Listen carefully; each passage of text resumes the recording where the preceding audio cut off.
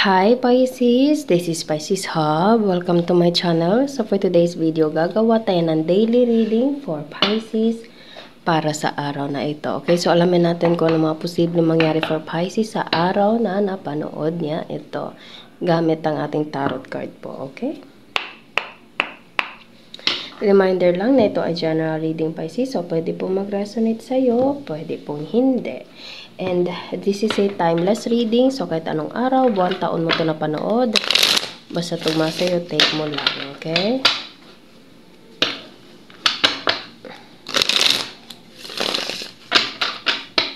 So, ano po yung mga posibleng mangyari po for Pisces sa araw na napanood niya to? The Emperor. There's a masculine energy, Pisces. Ano pa po yung mga posibleng mangyari po? Oh wow, the Sun. It will brings you a happiness, Pisces. It will brings you a positivity, joyful moment, joyful moment, Pisces. Okay, and there is a parang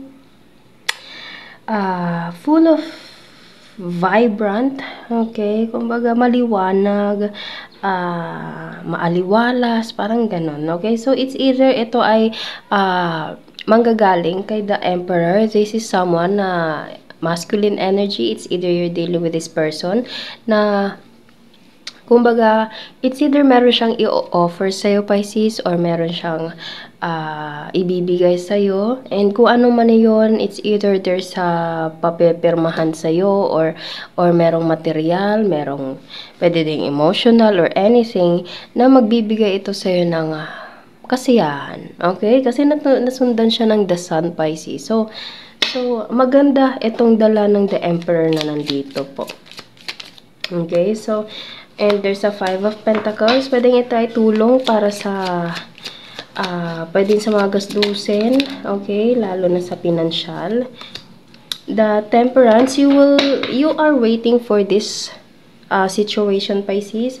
Okay, kasi meron tayo ditong the Temperance. It's either meron kang matatanggap na parang email, okay, or communication message coming from this person na magbibigay sa iyo ng hope for your needs, Pisces, especially with this 5 of Pentacles. And you've been waiting for this, okay? You have been through a lot from the past, Pisces, with this the Temperance right here. This is a parang patience, okay? Kumbaga paghihintay, God's perfect timing, okay? Kumbaga kung ano man yung mga pinagdaanan, itong mga bagay na ito, there is a person na gagamitin ng ating Panginoon para magbigay sa'yo ng kasiyahan, which is the Emperor card right here, Pisces, okay? And bottom of the deck, there's a Page of Cups. Yes, meron ka matatanggap and it will give you a happiness. It will give you a emotion, Pisces. And yung emotion na yun is eto, okay? Nakikita nyo merong tao na may hawak na glass and meron siyang laman na fish. So, ibig sabihin, pang matagalan. And also, there's the Temperance, okay? So, there's a timeline. So, pang matagalan ito, Pisces. So, there is a solution or something like a offer for you, Pisces, na makakatulong sa'yo, especially financially, with this 5 of Pentacles right here. And magbibigay ito sa'yo ng kasiyahan, longevity, okay? And long-term commitment, okay? It's either mapatrabaho, mapa-love life, mapa-communication, or anything. There is a hope na magbibigay sa'yo, Pisces, ng happiness with this, the Emperor, the Sun, and the Page of Cups right here.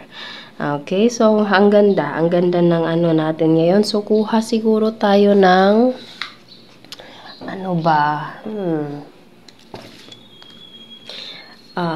The Mystic Red Rose Oracle cards. Alamin pa natin kung ano pa yung mga mensahe ng ating cards for Pisces. Ano pa yung mga posibleng mangyari for Pisces sa araw na napanood niya to? Mga gabay mensahe para kay Pisces sa araw na ito.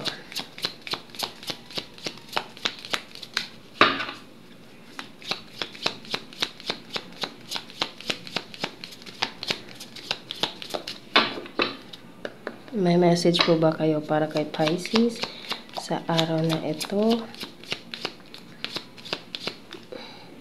Okay, there's the love. Walang masyadong nag-flip Pisces, pero nakita nyo, ginanon ko siya. So, ibig sabihin, there is a love, interest for you, Pisces. Pwede ito ay galing kay the Emperor, someone na may masculine energy, okay? Pero wala po tayong gender specific po, okay? So, there's an unconditional love, self-love and wholeness, affection and attraction, selflessness. So, there's a love for you, Pisces. And there's a Page of Pentacles. So, ibig sabihin, merong romance in the air. Pisces, okay? Or pwede din namang sa lahat ng aspeto sa buhay. Like, love with your family, love with your work, love with your friends, okay? Or pwede ding love with someone na your soulmate, okay? Your special someone, Pisces.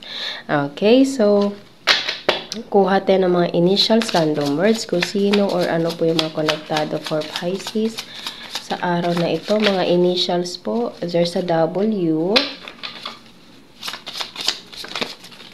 Oh, okay. Scent, number 3, and trabaho. So, pwede din merong connection sa trabaho, Pisces.